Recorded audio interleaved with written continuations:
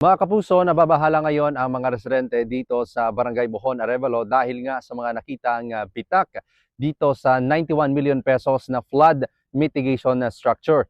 Ayon sa punong barangay ng Barangay Bohon ay kahapon daw na i-report at nakita yung bitak na ito at agad na kinonfirm sa ating mga kapuso. Ayon sa punong barangay na sinabi daw ng mga residente na habang ginagawa yung project na ito, nakikita nila na yung 12 meters na sheet pile ay pinipiraso sa 3 hanggang 4 na piraso. That is why yung kanilang suspetsa dito, mababa yung pagkakalibing ng sheet piles. That is why yung current ng tubig ay naging dahilan sa paglambot ng lupa.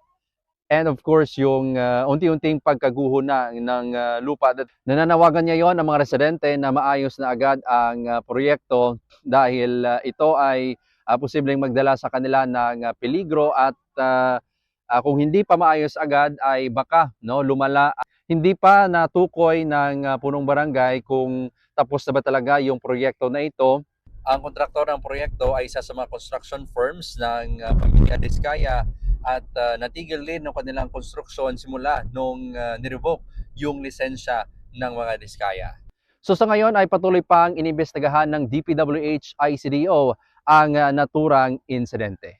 Yan muna ang latest mula dito sa Iloilo City. Kunyo kapuso, Kim Salinas ng GMA Regional TV.